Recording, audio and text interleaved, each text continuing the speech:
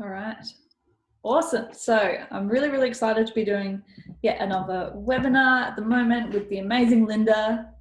So just to kind of kick things off, if anyone is on here for their own business or for a business that they may be representing, it'd be really awesome if anyone put introduce themselves, the business that they're with, and maybe like something that you're really looking forward to learning today in the chat. So as you hover over the screen, you'll see that there should be two little buttons at the bottom. One of them is chat.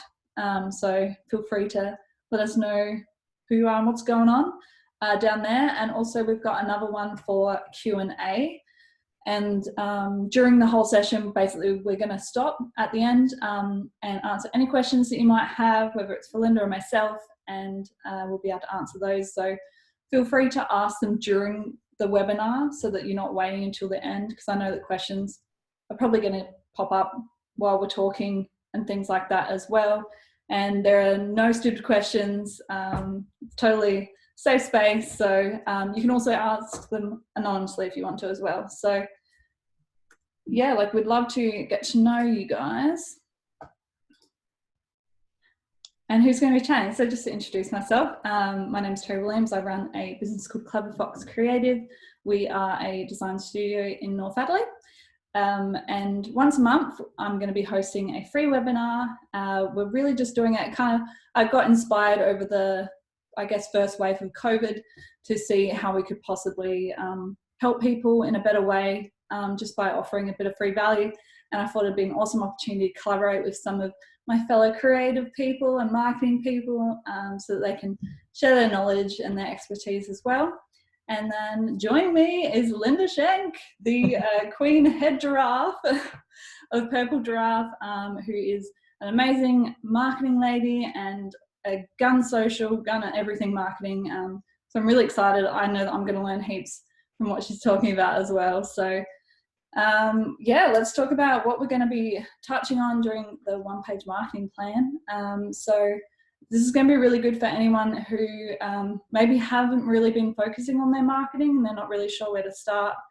The marketing plan is really easy to fill out. Lynda's going to be talking you through that.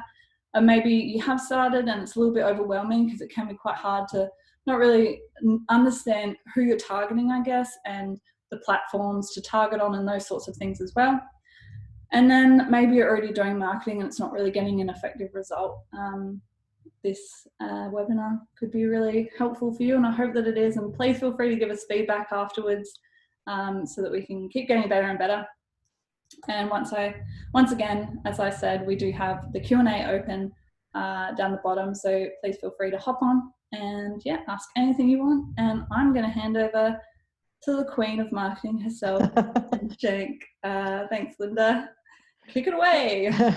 Thanks, Terry. Not sure about Queen, but certainly it's a very kind thing for you to say. I also noted that in the photograph that you had up there, you had purple hair. So I feel like that you could probably be a giraffe, a purple giraffe, because one, you're tall, but two, you also had purple hair at one stage. So you would definitely be a good ambassador for the business. Thanks so much for having me today. And like Terry said, those of you who are listening, please feel free to add in any questions down the bottom, and very, very happy to ask any questions and answer, any questions that you might have. We're going to go through a tool that was developed by me, or my team and I, a little while ago. I'm just going to see if we can get this thing working again, Terry. I'm just going to click on it to see if it moves. There we go. We called it the one-page marketing plan. And what happened was I was at a business activity, and this gentleman presented a business model canvas, which was like on a one-page business model, and it was just fantastic. And I thought, this is so good. We should have something like this for a marketing plan. And I've researched and my best friend called Google, and couldn't find anything that was like a one-page marketing plan. And marketing plans, as you may or may not know, are generally quite labour-intensive and quite large documents, and can be really hard to navigate through when there's so much information in them. Whereas this one-page plan helps people to be really succinct in their planning, and it's just so easy to have it just on your wall or on the back of your toilet. Sometimes I put mine, which is kind of sad but true. And so I developed this, or my team and I developed this one-page marketing plan so that we could just use it as a tool. And we quite often use it for some of our clients even now. So that's how it was developed. Here's what we think why you should be doing a marketing plan. And I often think about strategy as being like when you go on a holiday. So if you go on a holiday and you just jump in the car and you've got no direction and nowhere to go, you probably have an awesome adventure. But in the end, you've got to talk about to yourself, well, what did I achieve? Where did I go? What did I see? What was my main intention? But when you go on a holiday that you've chosen a destination that you're going to, and that you've chosen all the things that are along the way, you get to that destination, you have that experience, but it's the bits in between that actually you adapt to and become, I guess, what you call your margin stories. So at least when you know where you're going and you have that plan of where you're going, at least you can say, I have done this. So that's the way I see kind of a strategic marketing plan, is that if you don't actually have a guide on what your brand looks like or what your business is going to look like, how your business is positioned, how you're going to promote your business, how are people going to find you, and how your business is going to grow, you're effectively going all over the shop. And in the end, you may get there, or you might just fall apart as well because you're just doing so much and you don't have any direction. So, it's kind of a strange analogy, but I often think about it when I go on holidays about the ones that I know where I plan to go, and they tend to be the ones that are much better for the outcomes that you achieve. So there's a lot of stuff to get through today, so I'm going to kind of move straight into the plan. I don't know, Terry kindly sent out the plan to everybody who is registered. If you haven't got that plan in front of you, it's okay because we're going to talk through it anyway, but effectively this is just an A4 version. I quite like sometimes to print it out in A3 so that if you can write a lot bigger. The version that you have is a rewritable PDF. If you don't have it, you can download it from the Purple Giraffe website on that link that's provided in front of you. I know that Terry's also going to send it out to you again with the recording, so you should have an opportunity to grab a plan if you're going to write one for yourself. But in the plan, we have, I guess, squished it all down into the main elements of marketing. And they are, what is your unique selling proposition? Often people call it a USP, but it's all about, what makes your business distinctive compared to your competitors? Who is your target market? What is the product or service that you're offering, the pricing, distribution and marketing activities that you're going to do to make your business seen by your target market?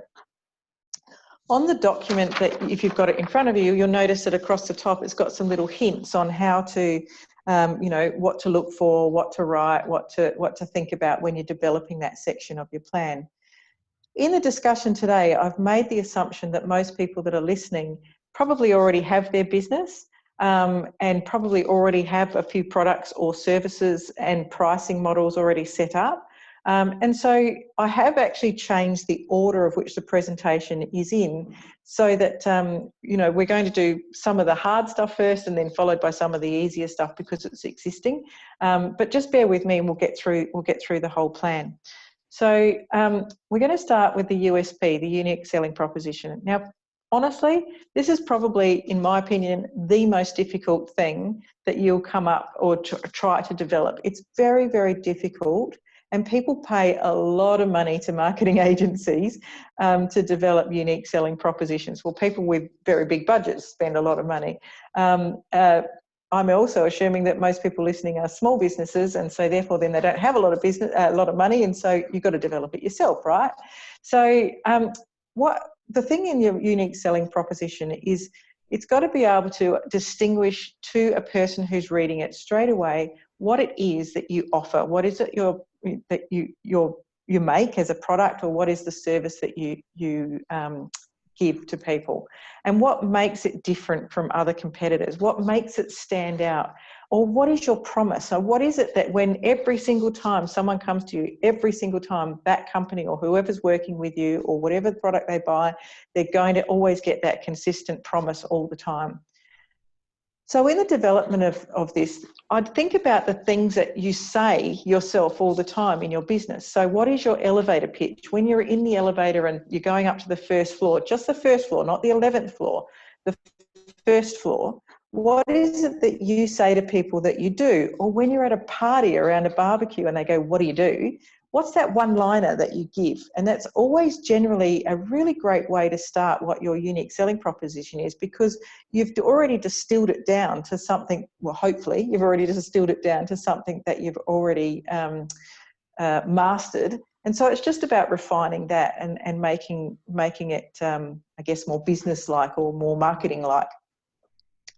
So the things in your unique selling proposition is, what is it that why is it that somebody would choose your business over anybody else's? So what is the thing that makes you stand out, your unique selling proposition? And ideally what you want to do is develop a single line. Now, some people have their unique selling proposition and it's a paragraph, but it's really hard for people to remember. If you can get it down to a single line, a couple of words, even better, but very difficult to do. So respect that that's really hard. So on your one-page marketing plan, what I would propose that you do on this first column here, or just on a separate piece of paper, is just write down all the dot points or all the things that your your business either sells, or what they do differently, or what makes you different from anybody else. And then start to distill that down into smaller chunks, because what you'll find is things will be very similar. So you might go, oh, we offer really great customer service. We have a fantastic returns policy. I'm making this up. We have a fantastic culture. We have a fantastic environment that we work in. And so you can see that culture and environment are the same thing. So you distill them down into one thing. So make them into smaller groups. And hopefully by doing that, eventually you'll be able to come up with probably about 3 or 4 sentences. And then what you've got to try and do is then bring that even further down again, down to 1 sentence. So just by example, Purple Giraffe's unique selling proposition is written there. It's grow our partners' businesses through excellence in marketing. So straight away it tells you we do marketing. It also tells you that we partner with businesses. We don't call them clients. We don't call them customers. We partner with them. And it talks about growth. So we want to grow people's businesses. So it's not about making fancy artwork. It's about actually growing your business. So those are the things that have been distilled down into one thing. A unique selling proposition is a difficult task, and I probably do a whole hour on how to do that, but I'm going to move on because we've got, several other components in this social media, the strategic marketing plan that we're talking about today. Got my tongue tied, Terry. And so we'll move forward. But if you need a hand with that, by all means, just email me and I'll tell you my Lynda's top tips. The next part is, so I've actually jumped a section. If you've got the plan in front of you, I've jumped a section, and I've done that on purpose because I want to talk about the things that possibly are easier for you to talk about right now. And that is understanding what it is your products and or service offerings are. So what are the key products or services that you offer? What makes them vary? What is the difference between them? What's the ranges? Often that might be in price points, or it might be through, if it's services, it might be around the types of service that you offer. And what is it that you offer on top of that? So what is your warranty policy? What is your loyalty programs? Anything to do with what it is you're offering. Now, on the one-page marketing plan, sometimes it's really difficult to put all these products and services if you've got quite a few of them. So what I tend to do is, you can see here I've got all these different colour post-it pads. So if I was doing this in a workshop with you in person, what we would do is we'd get out all the coloured post-it pads, and what I'd get you to do is write one product on one colour, the other product or service on the other product, on the other colour, and so on and so forth, right? And so what we would then do down the track, and I'll talk about it when we get to the next section, is we'll match those colours up with the other bits of the plan coming forward.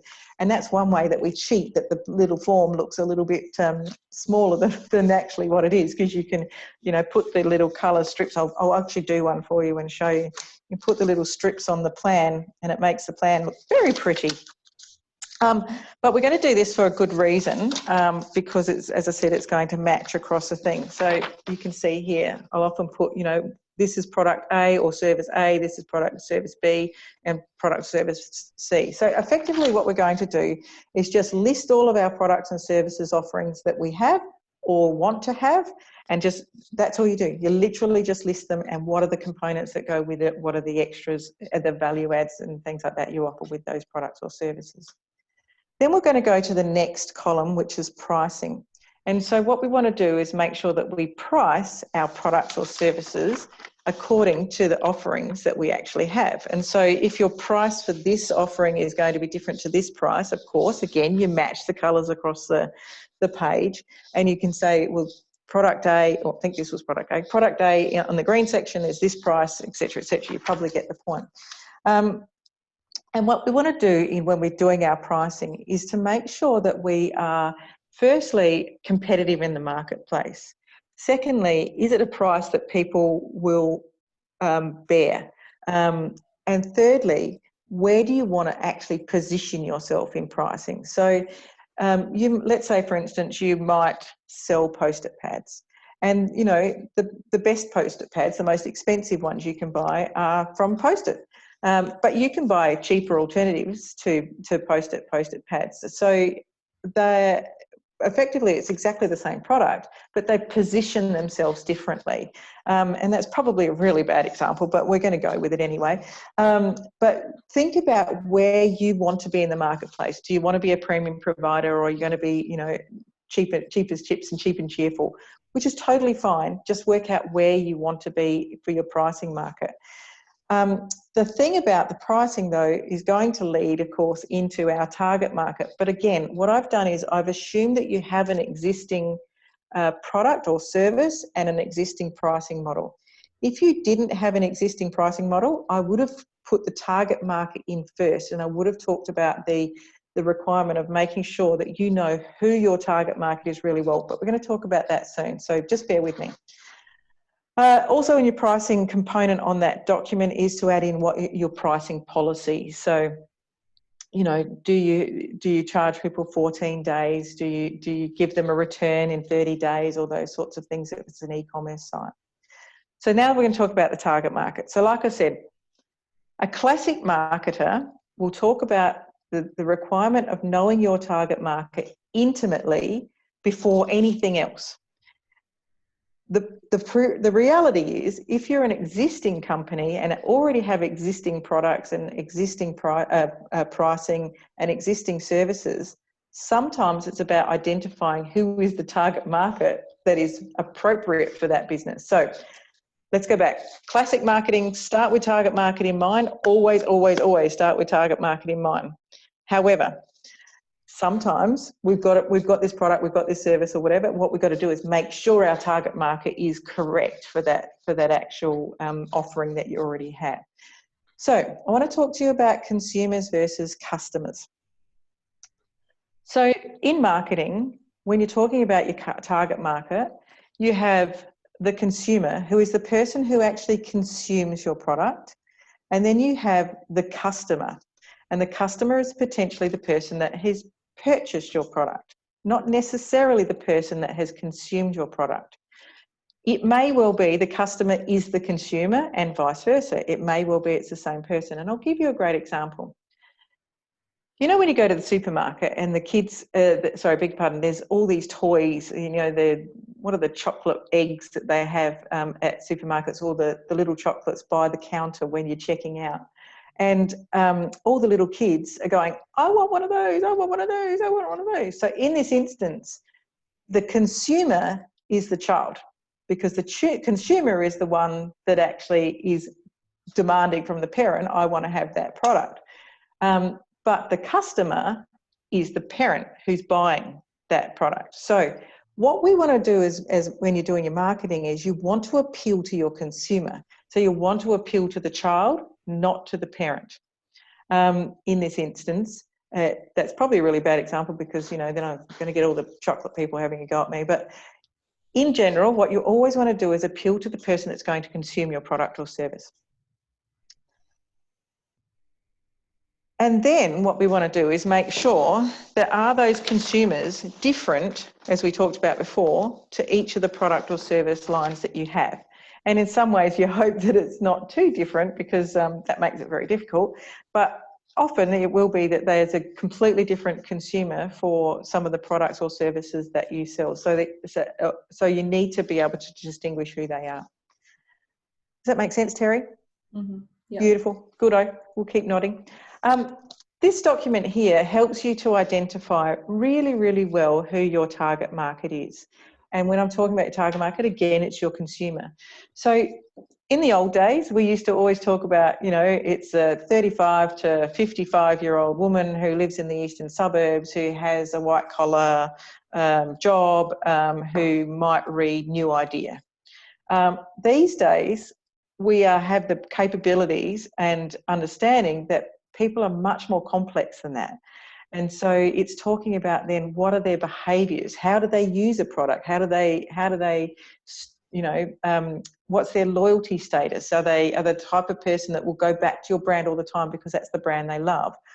What is the type of attitude they have? What are the characteristics that they're looking for in a brand or in themselves? When do they use the product? How do they use the product? You know, what is their interest? What is their attractions? What leisure do they do? So you can see there on that diagram that there's actually quite a lot of information that you can try and think about your ideal consumer. And the more you know about them, the more that you know how they eat, breathe, live, sleep, do everything they do, the more you can target them. Because today's marketing is much, much more targeted than it ever used to be. Before, you know, our choices a long time ago, our choices were, you know, you can put out a bus shelter ad in a magazine and possibly in the Messenger or the paper. Well, who reads any of those anymore? Some people may, but generally not so much. It's much more digital focused these days.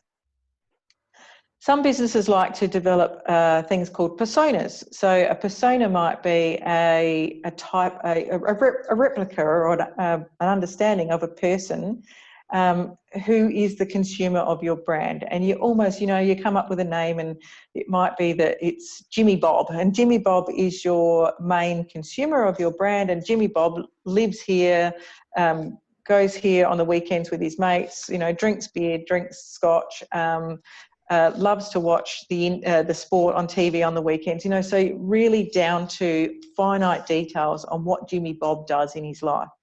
And again, I would spend a lot of time understanding your consumer. It's the most important thing that will give you success in your marketing.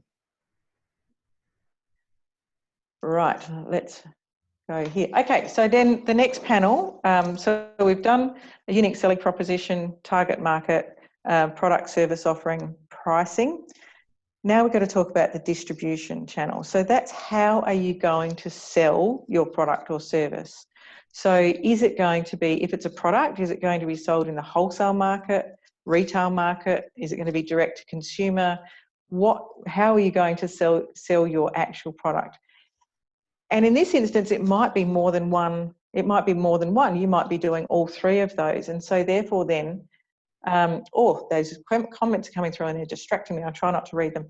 And therefore then you need to identify by product or service, again, using the colours, what channel are you going to sell this product or service in? What channel are you going to sell this product or service in? What channel are you going to sell this product or service in? It may be that you sell them all in exactly the same one. It may be that you choose to have a specific line for a direct-to-consumer type offering. So there's many variables, and this is why it's really great to have it out on your plan so that you know, and everybody in your business knows, how your marketing all fits together across all of your product lines. So that's distribution.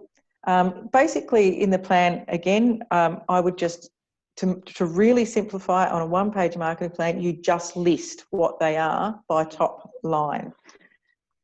Okay, let's move down to the next item. There we go. Marketing activities. So this is all about mapping out your customer's journey. So how does your customer reach, so basically find your product or service or find your business, and what is their process that they go through? So how do they find you to start with? How do they get in contact with you? What happens when they get in contact with you? What's the experience they go through? And if they start working with you or if they buy your product, what's the experience they're going to have through that whole process? And so when you can map that out, you can then identify all of the bits and pieces, which they call up the marketing mix, all of the bits and pieces that you need from a marketing perspective. So, and I've written it much more eloquently there, you know, they can consider all the touch points that are for your target market to find your brand. So that's what happens when you're not talking and you're actually thinking about what you're writing. But so what I mean by that is, let's talk about how does your customer find you, or your consumer, I beg your pardon, find you, your target market find you. It might be that they ask a friend. And how has their friend found you? So it might be that they Google, and generally that's what most people do these days. They ask a friend or they Google. So they Google. So what are the marketing tools that you need for someone to find you when they Google? Well, you need a website. You probably need some sort of social validation, so you need a social media page. You definitely need something like your Google page. And so, you know, think about all the ways that they can find you. Do you need to be on online listings? Do you need to be with association listings? You know, all the types of touch points that someone could actually find you. And then considering what your product or service is, where does your product need to be either promoted? So does it need to be through PR activity? Do you need to get column inches in the paper or online from third-party providers, writers? Or is it a face-to-face type business? Do you actually meet people by going out to networking events and all those sorts of things, or going to business events and meeting other business people? Or do people actually then go to that wholesale store? Do you need to actually then get, you know, that product in the wholesale store? So therefore then, if you are in the wholesale store, because we talked about that channel before, how does a wholesaler advertise? Do you need to be in their catalogues? You see what I mean? So it's where will your consumer or your target market, where will they find you, and where are they looking to find you? And that's where you need to be, and that's where your marketing activities come in, which is basically everything listed in this document. So again, whoopsie daisy. So again, for your pink product or service, you would put what are your touch points for all of that product or service. Again, for the next one, what are the touch points for all of those services? For the consumer to find your product or service. It may be that it's pretty much the same across the board, and so therefore then you don't need all the colours. But it also may be that they're quite different across each category. And that then becomes what your marketing activities are, all of those touch points in there. So is your website up to date? Is your social media up to date? Is it, you know, how often do you have to post on those activities? How often do you have to, you know, update your website? What sort of content are we putting on there? Do we have to have brochures? Do we actually have to have bus shelters? Is people really looking on the buses, you know, to find my brand? Is that where my consumer is? I'm hoping that that makes sense. And you list all of those items in there. I wouldn't go for the one-page marketing plan. You don't have to go into the massive detail on what that actually means. It's just top level. It's really, really top level, where it is that your product is going to be seen or service is going to be seen by your ideal consumer. So that's pretty much a really, really quick summary of how to actually develop the one-page marketing plan. And to be successful in a one-page marketing plan is, like I said, you have to lift everything right up to top level, leave the detail to a different document. But I guess what it does is it allows all of your business and it allows your thinking for your business on what it is that you're offering, what price you're offering it to, and who you're offering it to, and what are the tools that you're going to use to get your offering in front of your target market. Terry, I've probably smashed through that way too fast, but I see that we have some questions down there. Yeah, I do have some questions. Now, I'm probably butchering the name, but Abby has asked, if we target to finest, won't we be missing on many potential customers? It's a really good question. So when in the modern day marketing, and in fact it's always been so. So what we do is we have our absolute ideal target market, but then you can have a secondary market as well. But ideally what we want to do is identify who it is that we absolutely want. If we had X number of those particular customers and that was all we ever had in our business, we would be hugely successful. That's the type of people that we want. There will be others that come along the way or come along the journey, but the more targeted you are, the more opportunity you have of reaching them, but also getting the best business that you can possibly get because you have that ideal client. You won't lose too many along the way. What you'll do is you'll get some people on the peripheral as well, and that's what I would call your secondary market. But in today's marketing, where we have the opportunity to be really, really targeted in all of the activities that we do, and particularly online, we want to get the best bang for our buck, basically. So the more targeted you can be and the more return on your capital or your money that you spend towards advertising your product or service, I think everyone will be super happy with that. Hopefully that answers the question.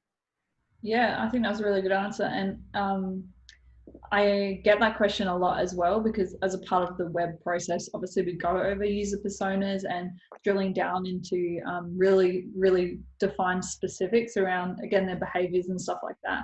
And when you're writing or when you're talking to or when you're designing for, if you can talk directly to that person, you're obviously going to have a better result as well. Yeah. So it's something that people get a little bit scared off from doing, I think, but it's definitely useful from a marketing standpoint and just from an overall messaging standpoint as well. I've got another couple of questions. So one is, what is the difference between an elevator pitch and, you know, like a one-liner unique selling proposition, if there is one? Oh, well, there isn't.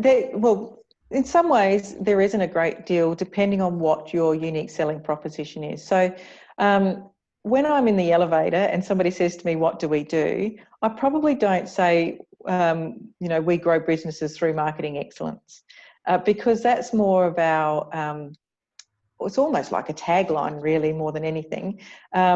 But what I do say is we're an outsourced marketing provider that helps people grow, helps their businesses grow. So it's very similar.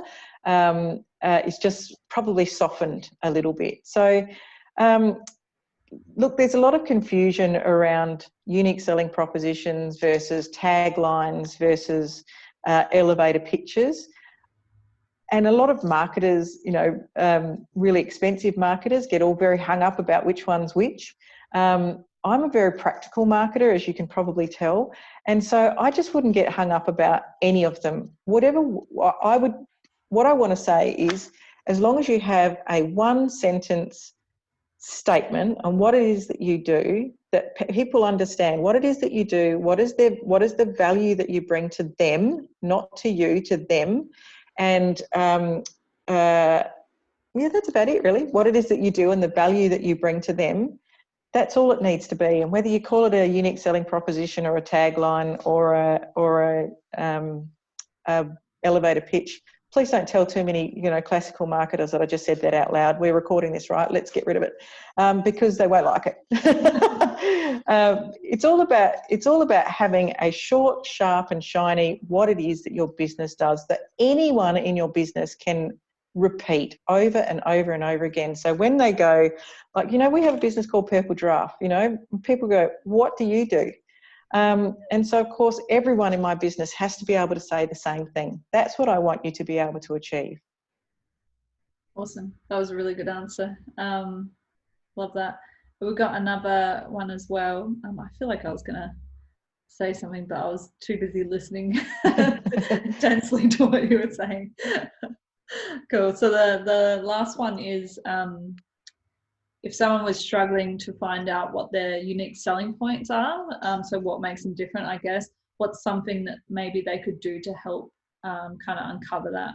Yeah, absolutely. So what I would start with is I love mind maps. I also like just dot points. So I would start with whatever works for your brain. If it's scattered all over the place on a piece of paper or on a whiteboard or whatever it is that you have, I would first just start by getting all the words out of your brain and putting them onto something hard. And then, as I said before, what I would then start to do is group those words together. So if, you'll find things that are similar in some way. So if it could be about culture, it could be about price, it could be about quality, it could be about whatever it is. And then eventually you've got to then get really tough with yourself, and you've got to go, well, are we actually really, you might go, we're the friendliest marketing company in Adelaide. And then you go, are you really the friendliest? Really? Are you a marketing company? Yes, tick. But are you really the friendliest? So get really tough with yourself and then start cutting out the words that are not true or not part of your offering. And what the value is to the other people as well. Don't forget that. That's super important, because that's the bit they care about. They actually don't care about what you're doing. They care about what they get, right? So I would just put all the words out on a piece of paper and then try to start to write sentences with those words. And then you just got to start stripping the sentences back so that I don't know if you've ever done a university subject. My son's doing university at the moment, and the other day he wrote a 2,000 word thing and he was over by 10% on his words, so we had to cut out 200 words. Well, you can start stripping back words pretty easily when you have to do something like that. So that's what I encourage you to do. Write everything down, get it all out of your head, then take out the ones that you know straight away, actually that's not really our core and that's not really what people get from our offering. Get rid of those and then start putting what's left into sentences, and you'll basically then start to distill those sentences down into maybe one, is hopefully. Definitely. Do you think that maybe there's an opportunity as well if you do start doing that process and then you realise, oh, actually maybe we are just kind of sitting on the same level as everyone else, and what could we be doing differently? Absolutely. Yeah. It's very confronting. Doing that exercise can be very confronting, because the hardest bit, I think, is working out what makes you unique. That is really, really tough. Really, really tough. But when you nail it, it's really exciting, because that's what you just lean on all the time. Yeah. And I find that oftentimes you might have a lot of people will have the same service or product essentially. And so those unique selling points are really just how you make people feel. Yes. And so find different ways that you can do that maybe you're not currently doing. So yes. Going back to it's really cool if you haven't gone back to it for a couple of years, and seeing maybe there's some gaps that you could be doing that just makes it like that next level kind of good. And what I was going to say before I realized was what you were saying about making it about the customer, because I think a lot of times sometimes people get really wrapped up in I guess positioning themselves as the hero, their business as the hero, and really the client is the hero and you're just the guide taking them through to the point that they want to get to, so the motivators and stuff like that. So absolutely, I couldn't have said that better myself. Well done. I've got another question's popped up by Abby as well, and he said, could you shine some light on maybe what kind of social media strategy could be useful for starting out businesses? There's a few questions all in one. I might just ask that as a startup, and okay, sure. Others, yeah.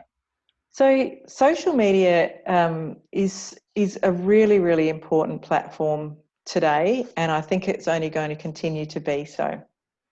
And the reason is because the statistics say that a lot of people now will go to your social media before, or they'll go to your website first, and the first thing they'll do is go to your social media, and they're looking for social validation. So, when you go to a party and you ask a friend, who's the cleaner? Do you have a cleaner? And who's your cleaner? It's the same kind of thing. So social media is like going to their social pages and finding out whether their cleaners are any good. and they can tell that through the content that you put through. So it's the validation that this brand represents me, or it gives the value that I'm looking for, or it does the work that I want them to do. So it's social validation. When you're choosing which platform to be on, it all hinges back to who is your consumer, who is your target market. So if your target market are, and we talked about before, what are they doing? What's their the things that they're doing when they're sitting on the couch at 7 o'clock at night? If they're scrolling through LinkedIn because they're a high-powered business person or something, and they're scrolling through LinkedIn, well, that's where you need to be. But if your target market are on TikTok, not that you'd have to be probably quite young target market to be on TikTok, well, that's where you have to be. Pardon me. But if your target market, quite broad, excuse me, having a cough. Sorry about that. If your target market is quite broad, then you could then go back to the statistics. So the statistics say that Facebook is still the largest platform, as much as they annoy me immensely.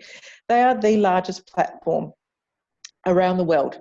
And so I guess the answer is always comes back to who your consumer is and what they're doing. And the more intimately you know them, the better success you'll get. Awesome. That was a great answer.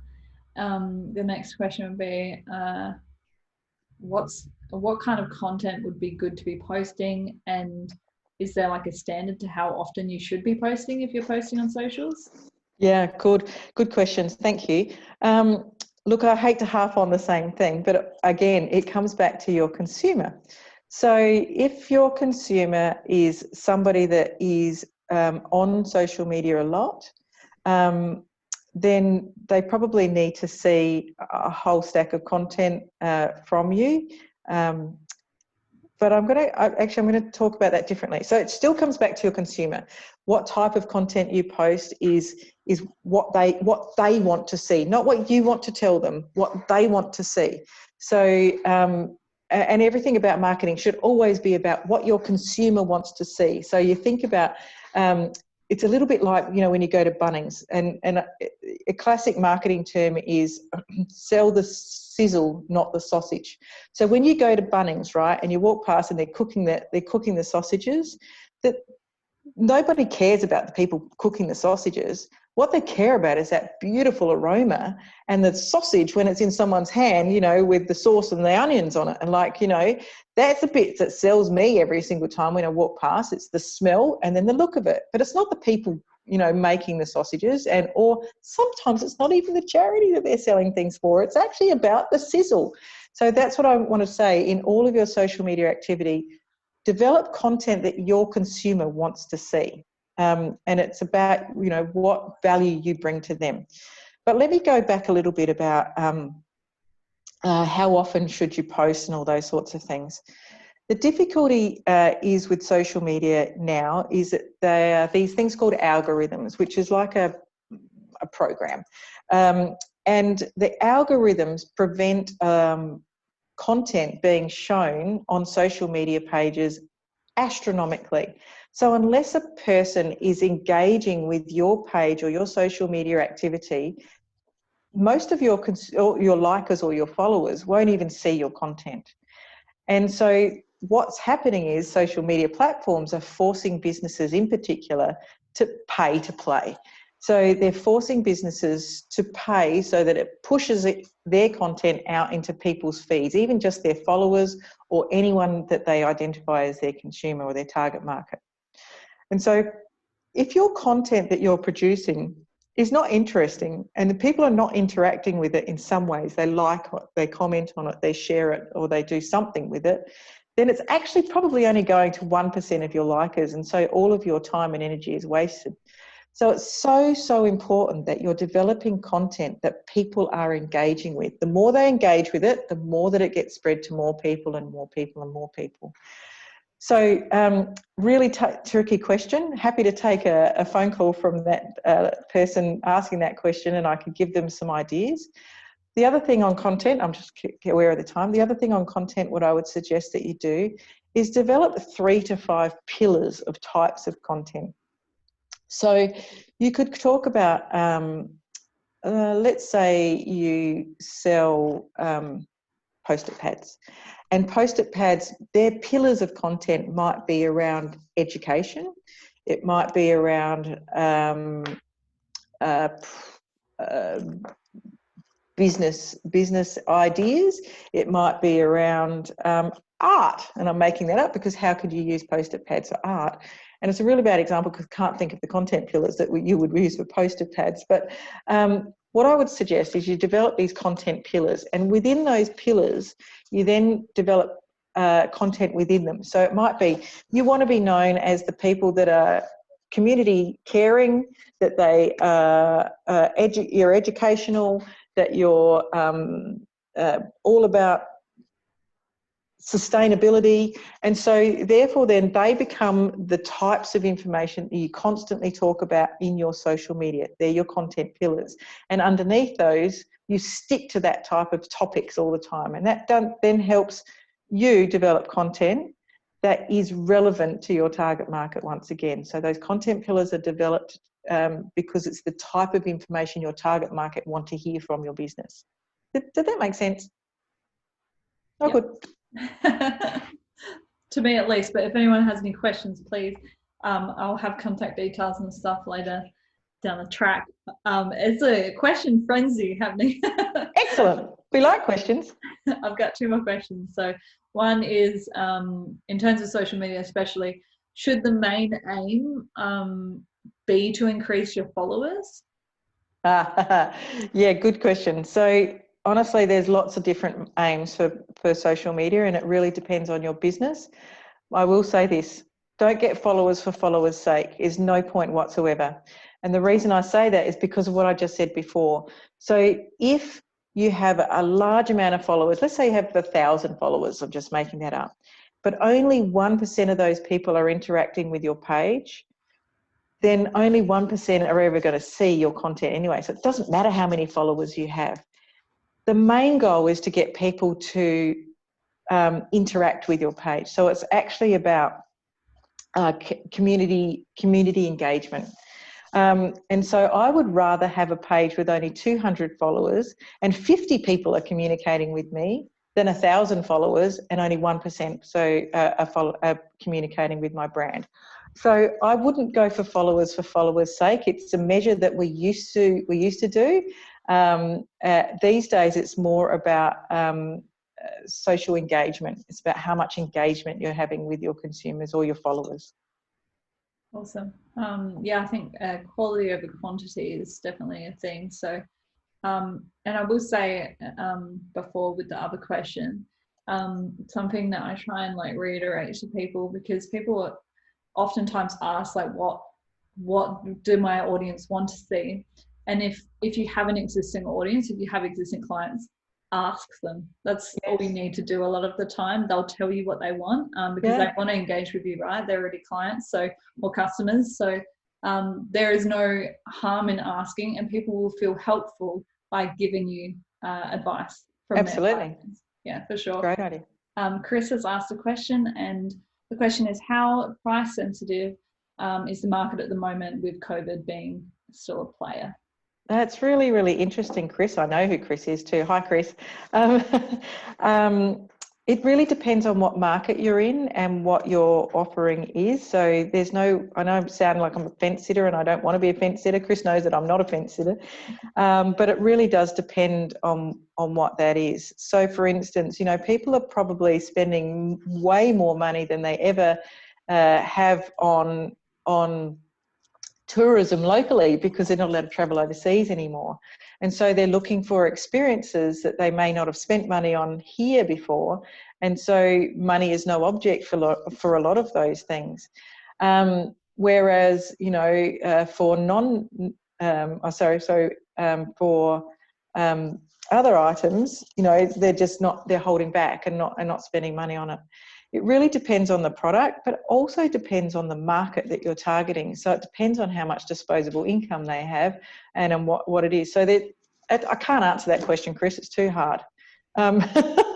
There's too many variables, way too many variables. But I would say that in the main, we're very, very lucky here in South Australia. And I think the economy and people are spending more money in many areas that they never used to before because of COVID. Awesome. Good answer. I think that's all the questions, and I've got many thanks in the chat for answering so well. So thank you. And as well, like with what Lynda's just been speaking about, the marketing plan and writing all of that out, a lot of those things are things that we go over when we're doing websites, when we're doing branding, when we're doing anything, because all of that is still marketing, of course. But that is such a good jumping off point for going down that path, because it's so important that you have a bit of clarity around that as well. And even really established businesses, sometimes we'll go through that process with them. And they're like, oh my God. Yeah. Really clear things, especially if you haven't done it for ages as well. Like, so many things change so often in your business. So going back to basics and getting to understand your customers repeatedly, like don't just do it one time and then leave it in the next, however long. Go at it again and see if those motivations have changed or their behaviors have changed or anything like that. So yeah, absolutely, because the market does change and people change. So you need to take those things into account. The tried and tested, the amount of people that come to me and say, well, we always have done it that way, it just drives me nuts, because always is no longer the same anymore. Yeah, definitely. Everyone's behavior patterns change, everyone's motivations change, and especially if your product or service is for a specific demographic, say a specific age group, that age group ages, so yes. So do their motivations and things like that as well. So yeah, it's definitely important to keep checking back in and making sure that you're in line, and what your passions are in line with where your business is heading and stuff like that as well. All absolutely. come out doing that kind of stuff. So awesome. Thank you so much. You're welcome. I just wanted to say again, well, not again because I haven't mentioned it yet, but as a part of the webinar, you would have seen when you registered, we give the option for people to donate if they want to. There is a really good local non-for-profit called Skylight. They work with people who are experiencing mental illness and their families to help support them through those times and things like that. So if you did want to support them outside of the webinar, please feel free to. Their website, skylight.org.au.